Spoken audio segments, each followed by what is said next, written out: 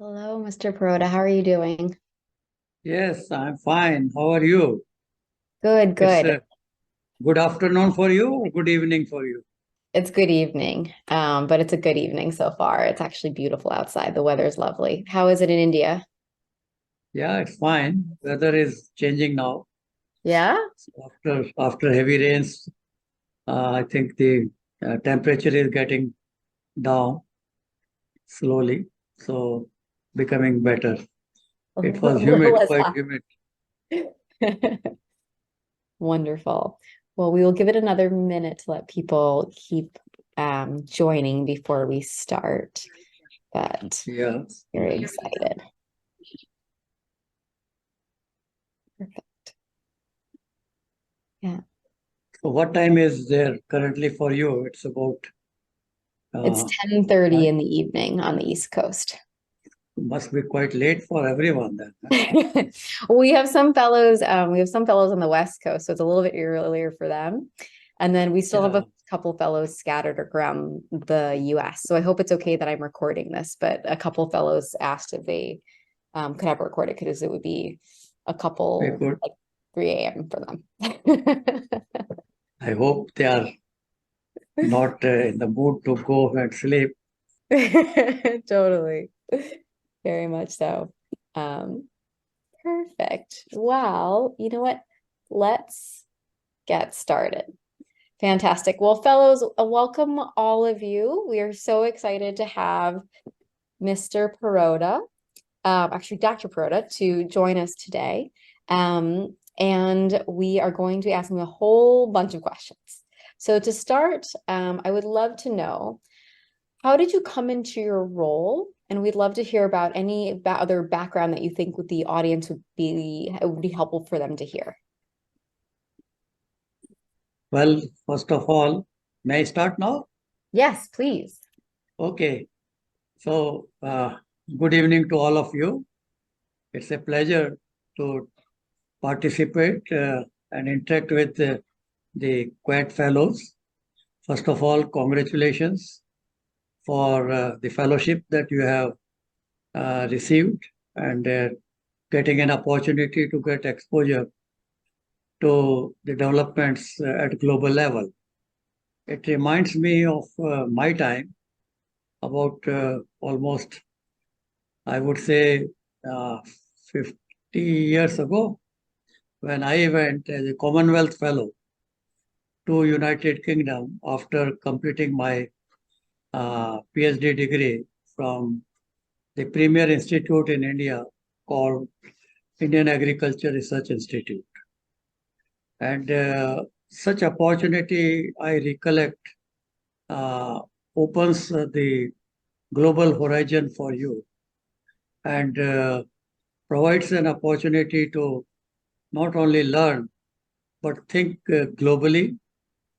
And what I would like to only indicate is that while you try to learn and think globally, you must also plan to act locally when you return back to your countries. Uh, Having said this, I had been in the field of agriculture, uh, had been busy in agriculture research for development, uh, started with my life. I'm told by my parents that I was born around the year of Bengal famine, which was the famine at that time of great consequence. More than 3 million people had died out of starvation in eastern India, around Bengal and the eastern region. And since then, there had been a challenge at the national level in country. When I was student, we were importing about 10 million tons of food, and India at that time didn't have also money to buy it. So it was under a loan from the US government, which we call PL 480. So my life has started with that kind of scenario. And I happened to get an opportunity of working with, I think that's also, I was lucky maybe uh, to get an opportunity to work with Dr. Norman Borlaug, who was father of Green Revolution and the only agricultural scientist who got Nobel Peace Prize. And then Dr. M.S. Swaminathan, who is considered as father of Indian Green Revolution, who was at that time head of the division when I had joined my PhD program. And we were trying to sow those miracle seeds, dwarf wheat seeds in the fields of the farmers by dibbling them because quantity was very small. And from there, the beginning happened. The Green Revolution took place. In just 1 year, we could increase 5 million ton. Uh, uh, in fact, uh, that was a remarkable achievement for wheat from 13 million tons to 18 million tons. And uh, then it was called Green Revolution. Since then, we have the challenge of population. Population is increasing every year by 15 to 16 million people. You can say almost equivalent to one Australia. And we need food to be increased by almost every year 5 to 6 million tons additional. And after doing my postdoctorate at uh, University of Wales in Aberystwyth in UK, and also having worked at the famous Plant Breeding Institute in Cambridge, uh, decided to come back and see if we can make some difference and serve the nation to ensure food, nutrition, and environmental security. That challenge still continues. We have come a long way. As against 4.5 fold increase in population, today India is the most populous country. We have overtaken China only last month. And as against 4.5 fold increase in population, we could increase food grain production by 6.5 fold. And we have now buffer stocks for the last almost 1 decade, ranging between 50 to 70 million tons. And this is the scenario which has happened. Somehow I was lucky to have been associated with it, uh, starting my career in the university as associate professor, then head of the Department of Plant Breeding, and then coming to the national scene as a director of an institute, and later on Deputy Director General for Crop Science Research at the national level, and then Director General for quite a long period of about 7 years. So this is the brief background about what uh, in the during the period. Then we will come later. I also had an opportunity to work with FAO, with the World Bank, also could establish regional fora and the global forum to build the global and regional partnership. But at the national level, I had an opportunity to build the National Agriculture Research System. Megan, would you like me to continue or any question you have? I do. And then fellows, I know that you oftentimes like to ask a lot of questions, so I will ask a couple and then I'm happy to open it up to everyone else. So you've obviously worked at so many different organizations, and I think something that's really impressive about your background in particular is that you've been able to influence these different organizations to really care about specific topics related to agriculture. And I'm curious if you could tell us a story about how you've influenced governments in particular to make changes to their policy or to start caring more about the impacts of like a growing society on the agricultural output. Okay. Well, uh, first, as I told you in the beginning, we must think of creating an enabling environment at the local level. And I was given to understand when I was in UK for my, postdoctoral research, that when you go back, even bright students don't have opportunities to perform. And then I realized that if it is the case, then probably what is required is to create enabling environment, and that you don't get in silver plate. You have to work hard for yourself and create that kind of teamwork. Uh, Try to have hand-holding of young performers like Quad Fellows, and then see that they are encouraged and provided uh, skill development to the level of success in their own career. And in that process, I was fortunate, I would say, that I had an opportunity of working in university where there was a congenial environment of both teaching, research, and extension education.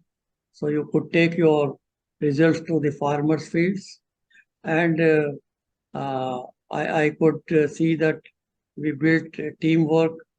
Uh, in just 5 years' time, I could get with my team the best national team research award, and then sky was the limit in the sense first you should have uh, the dream, which our uh, president Dr. Abdul Kalam used to say, the youth must have dream, but they must be willing to work hard to realize those dreams.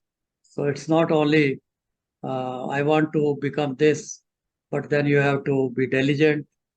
You must have uh, commitment. You must be aware what is happening, and then you must try to create that environment. Like when I joined as director of the National Bureau of Plant Genetic Resources, the genetic resources were collected from all over the country, but we didn't have a gene bank. And I visited US, Japan, uh, also Russia, and saw their gene banks, and uh, decided that we must create it and we must establish it.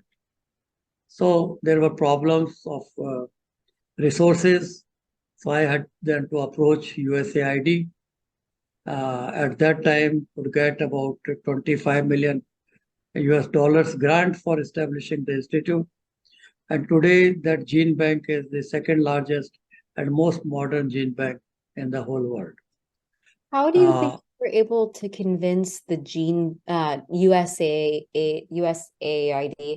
to give you the funding?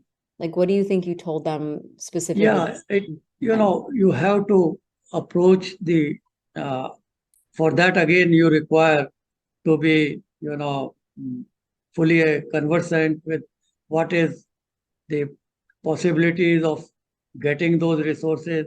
Like I approached Japan also, and through JICA support, they agreed to also help us, but then their support was limited to only $10 million maximum. And then they would build the gene bank on turnkey basis by their own scientists, by their own equipment, and then hand it over to you. But I felt that collaboration in genetic resources was maximum over the decades with the United States. So I approached them and tried to convince them that we have exchanged maximum of germ plant globally when you compare with. And uh, here is a time that we also have something in return for what you have received from us.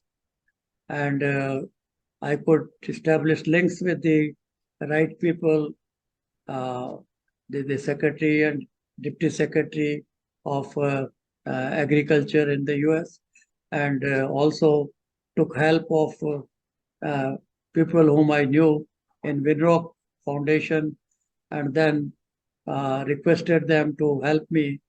And we could not only build the gene bank and the institute, but could get all 100 scientists in the institute trained in the US, which is the only example in our country today we have, because I knew that if we don't keep that human resource component, the institutions would not perform through brick and mortar alone. You need human resource, and human resource must be exposed, and that made all the difference. So if it is today considered second best one, then it is not because of only building and the equipments. And that is the thing which, in fact, but I was there only for a short time. And in just 2 years' time, we negotiated and I got the construction started. Then I moved upward in the council, supervising the work on crop science, where this institute was also with me. And there then I could ensure more support for funding and policy support.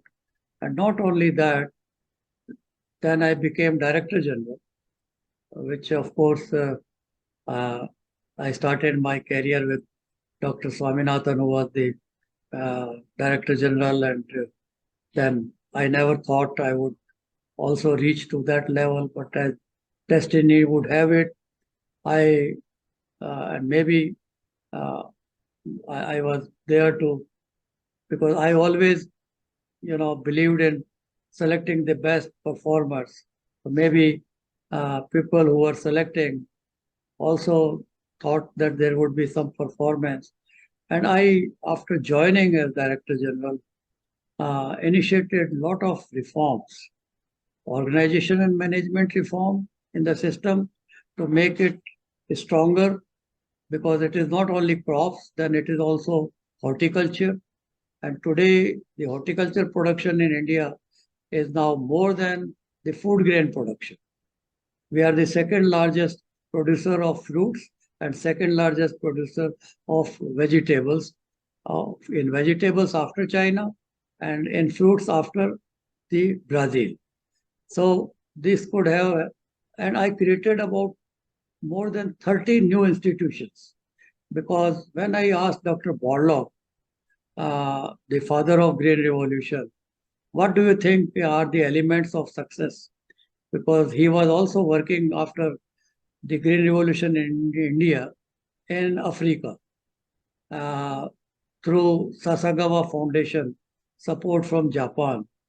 And for almost 10, 15 years, he had been working there. And that time I was Director General.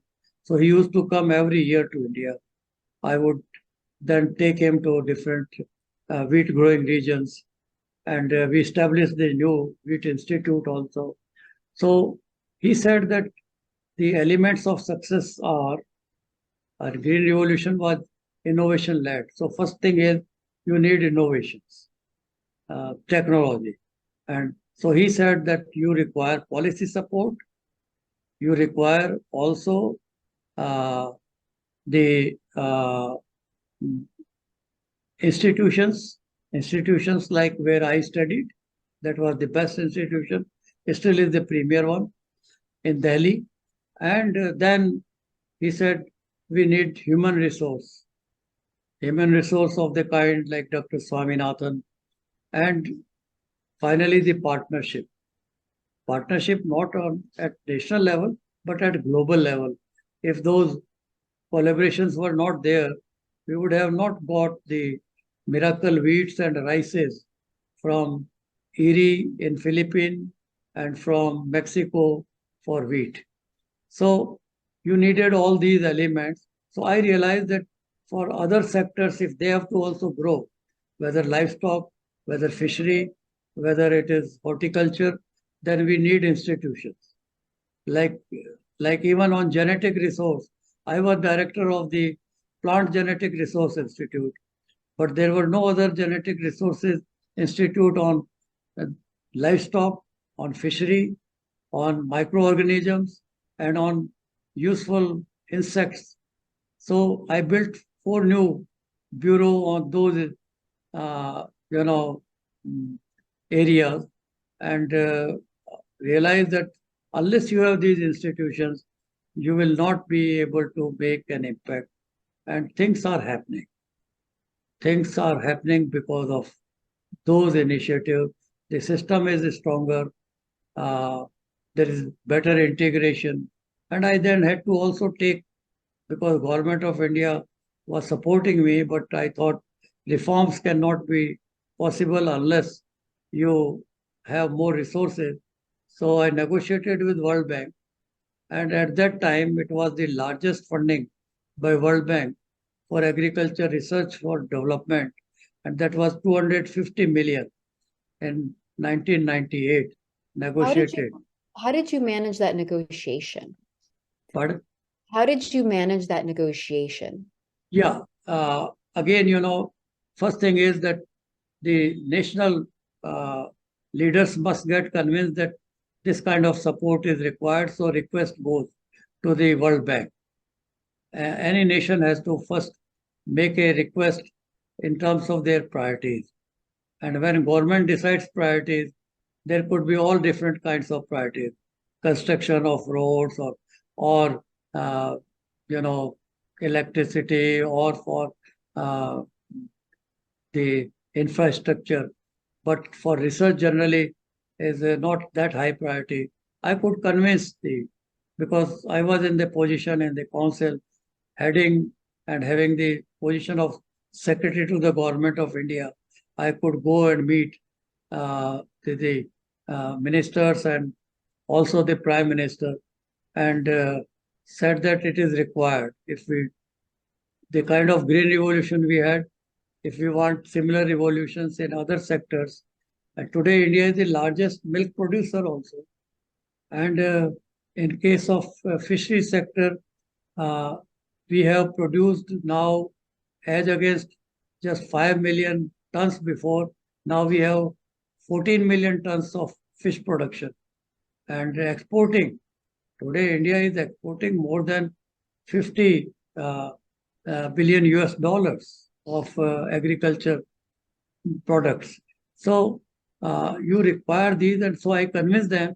So our request went, and World Bank also had to then use my own contacts in World Bank, which I could have established through my other initiatives that I had at regional level and at global level. I was first elected president of the Global Forum on Agriculture Research, which we established at FAO Rome, which is still there.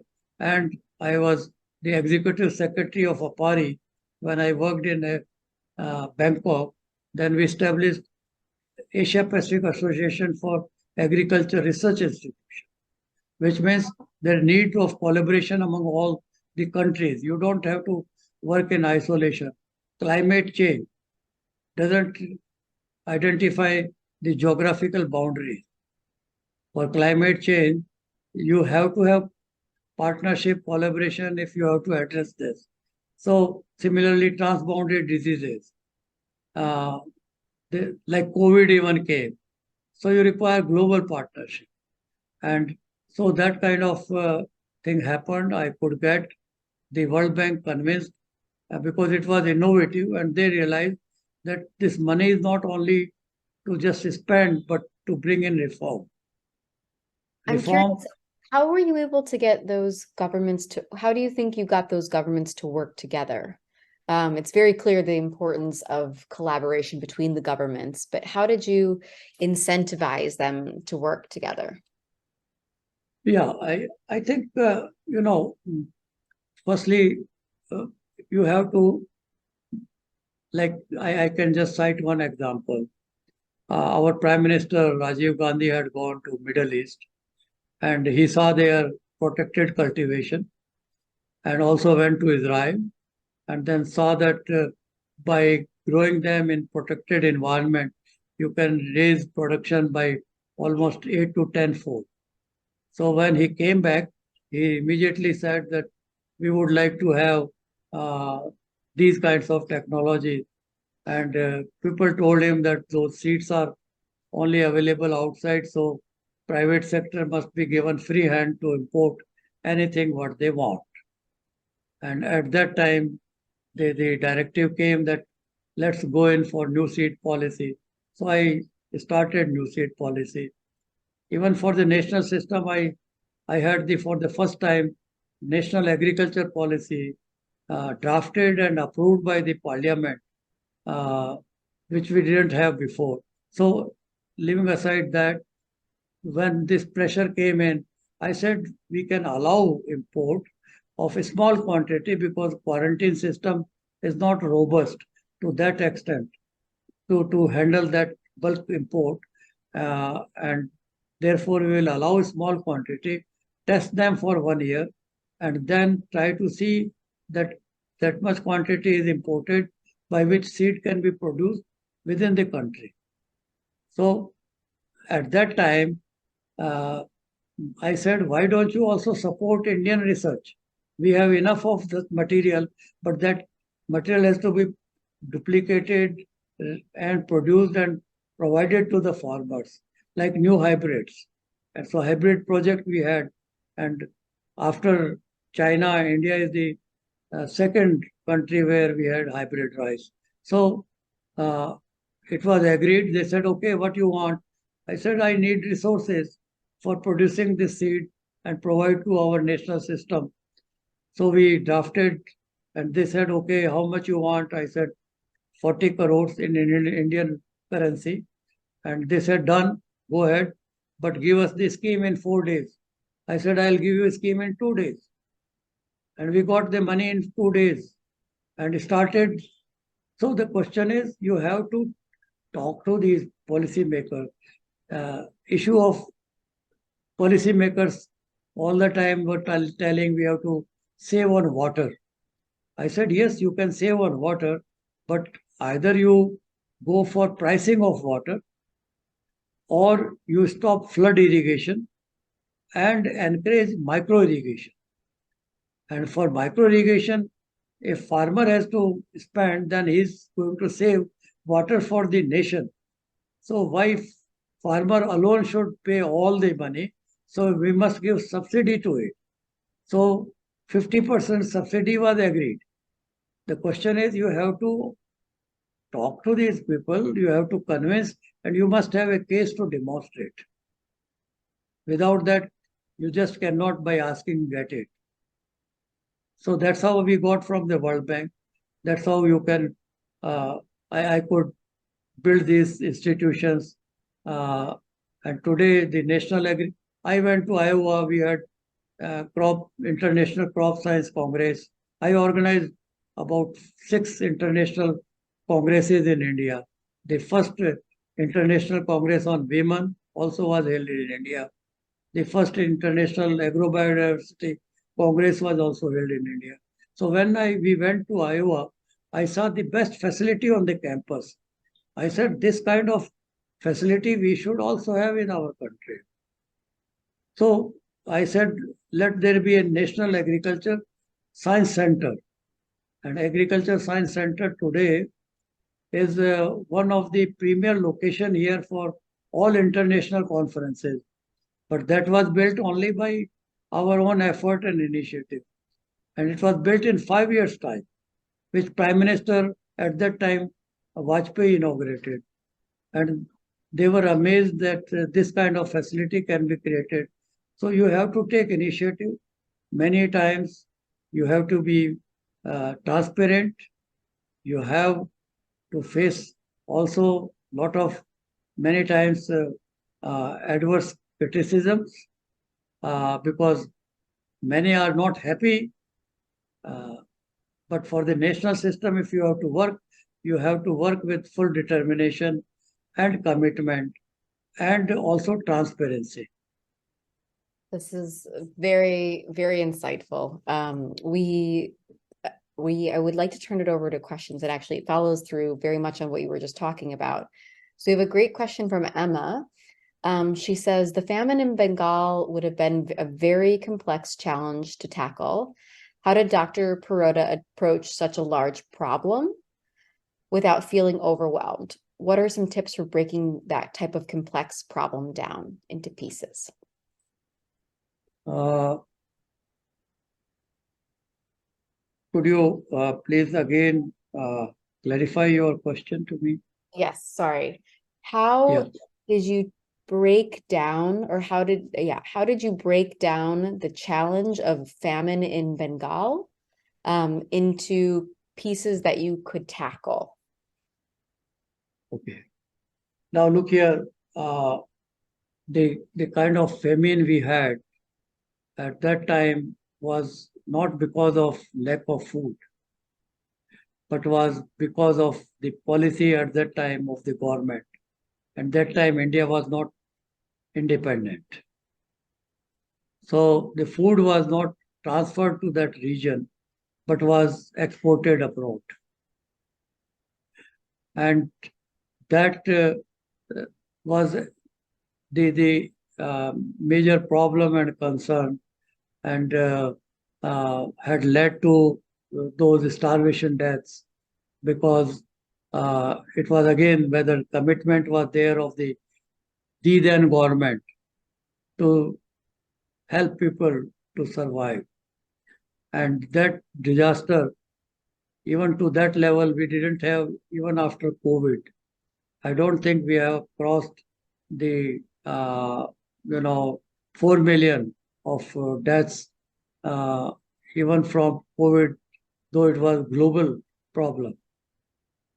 But that time this happened because of the floods and the drought in that part, particularly eastern region. And from that level, we seem to have forgotten about famines till COVID came in 2019.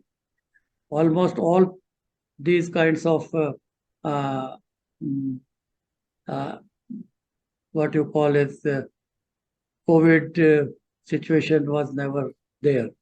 We had through science after independence, the country seemed to have started building infrastructure, the best, the highest dam in the world, the longest canals, the irrigation system. The irrigated area was not more, and then infrastructure in terms of roads and markets. And so it is a long journey. It is uh, rather, I would say, not that easy, but policymakers had the commitment of creating that. If green revolution we had, it was because we also had the irrigated areas, we had canals, we could use more fertilizer. So government established fertilizer cooperative sector fertilizer companies, and also we had National Seed Corporation. So the seed was produced. Then government considered this as a national public good, so created and provided free to the farmers. And of course, fertilizer prices were subsidized, but farmers had to pay for that. And water also almost free to the farmers. Then electricity was required, so electricity had been provided. The villages, many villages, even when I was a student in my village, I didn't have electricity till I was in 8th class. Wow. It's And incredible how much change there has so, occurred. I mean, those things have changed now. Those people, when we talk to young generation, they don't recognize all these difficulties and problems. When I talk to my scientists that when we started working, we didn't have these good labs. We had to create. Now you have the best labs. And when I joined as Director General, the national system didn't have the computerization and email system. You, Dr. Paroda, we have another question from Priyanka. She's asking us, could you talk us through negotiation talks that did not go well? What did you learn from those interactions? So when a For negotiation negotiation, went poorly. pardon? So when a Because negotiation went poorly, so a negotiation that did not go well, what did you okay. learn from those interactions? Well, I mean, to tell you frankly, whatever in maybe I was lucky. I didn't come with any such negotiations which failed, which I think not easy for many. And for that, you have to have a kind of foresight approach. You have to also uh, think that you have a better teamwork and everyone works with you as a team. If those more than 30 institutions were created, they were not created by me alone. I just petted and provided and guided, and the people were there to perform. And you and uh, what did not go well, let me tell you, is that I wanted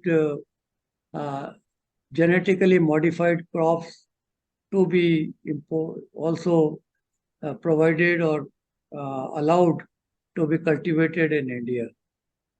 I was lucky enough to get it approved for BT cotton, but it appeared that those Green Brigade people were anti and didn't want,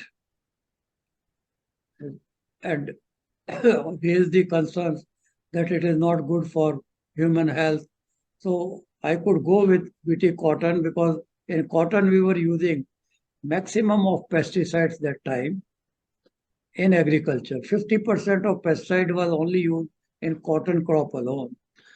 And farmers were committing suicide because despite using pesticides, the crop would not be, uh, successful, and they fail sometimes due to drought, sometimes due to heavy pest insurgence, and then many farmers would commit suicide because they would not be able to pay the debt. So I thought this is the technology which is going to help and reduce pesticide use. So I could get it approved for that. We put all the regulatory system in place. But uh, what happened? Just, India became the largest producer of cotton in 2 decades' time. India tripled its cotton production. It's doubled its productivity, which means yield per hectare, and it reduced the use of pesticide use by 35%. Now, now that was the case which is there. We have been arguing with the government that if this was not there, these farmers would have no, and India would have not been the global leader. And today we are exporting the cotton to the level of almost more than 5 billion US dollars annually. Now, so we said, why don't you also allow for the food crop?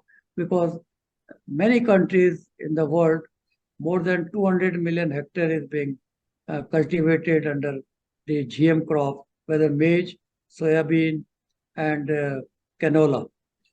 So why don't you allow? So after almost 2 decades, this year it has been approved for canola, mustard, with GM mustard. But again, the lobbies are there. They don't want it, and they said it's not in the interest of farmers and so on. So uh, many a times such kind of frustrations can come. And uh, but one should keep going for, and that's what I am doing now. After my retirement, we established a think tank because I was the president of Indian Science Congress. So after the Congress, we said there is need not only to talk about science, but there is need to link science to society. So uh, we established a think tank, and we are now doing major work on policy advocacy and public awareness. So issues which require such institutions are not there in many countries.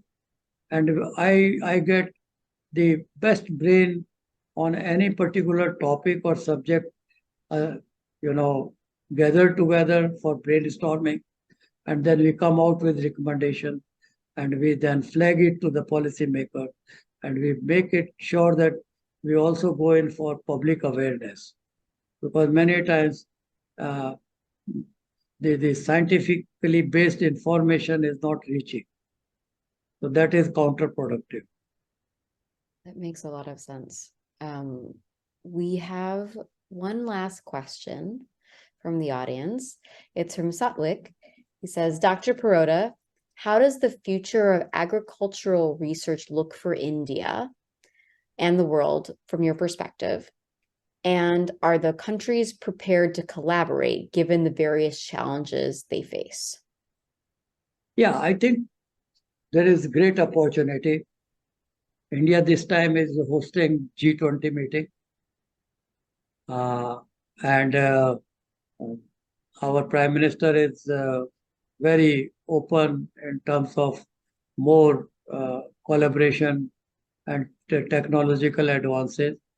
And uh, we have had recently the meeting in relation to even agriculture sector, and discussed the global partnership and collaboration, particularly for expanding the food basket through local food systems.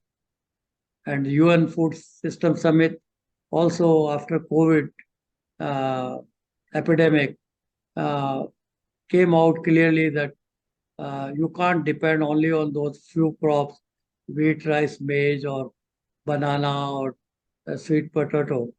Uh, but then you have to depend again on the local food systems like millets. And therefore, UN year also on millet is being held this time. So I see that there is a lot of possibility with Australia. We have had a lot of collaboration.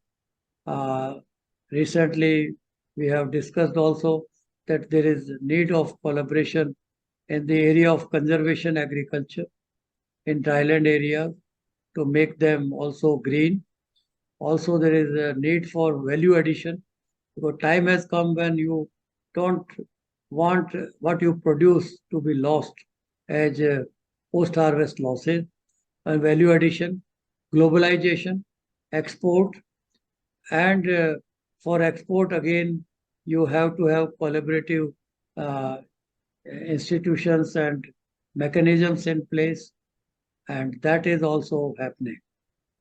And there is a lot of opportunity. Climate change again is an issue where we need to exchange genetic resources which can tolerate these high temperatures or ingress of water, like flood tolerant rice, like heat tolerant wheat, like salt tolerant uh, crops.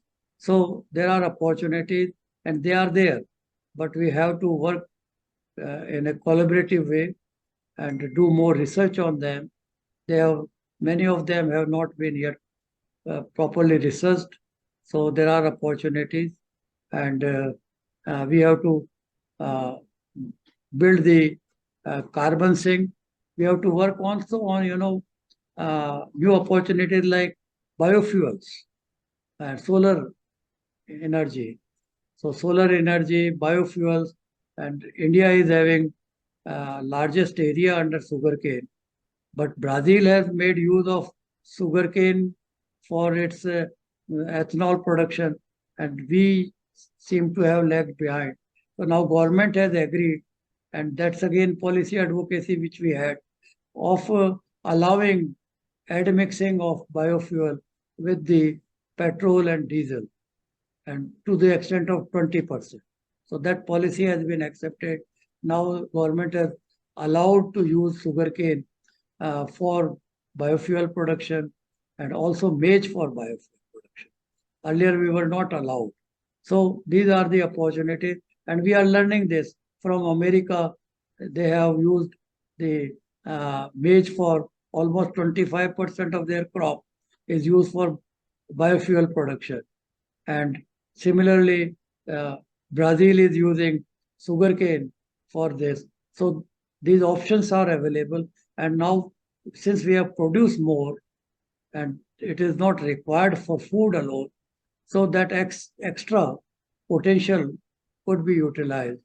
And these are all changing dimensions which require our attention. Wow. And there are opportunities for such collaboration. Great possibilities are there. Well, thank you so much, Dr. Paroda. This has been absolutely fantastic. We really, really have appreciated your time and your insights. Is that all right if some of the fellows have a few extra questions, if they can send them to you later? Is that all right with you? Perfect. Well, we have appreciated your time. And I would tell everyone to give you a round of applause, but everyone's on mute. So Well, it'll be good. it's Hopefully we can actually all come to India at some point and come visit you. We've really, really, really appreciated it. You are most welcome, and I wish all these young fellows bright future. Sky is the limit, and they must anything you take up. And in my career, when I took agriculture, I was a reasonably good student, but all students laughed at me that why you are going in agriculture. Agriculture is not a science, and everyone was going either for engineering or medical, the bright students. But when I look in retrospect, you can contribute, whatever you choose, whatever discipline. And only thing is, grab the best opportunities and look around and be ready for taking risk. And earlier you take the risk, better it is for success. Thank you. Perfect. Thank you so much. Have a wonderful rest of the day, and we will speak to you soon. Thank you again. Thank you. Nice Okay. to have got this opportunity to interact, and wish you all good luck and good night. Thank you. Bye.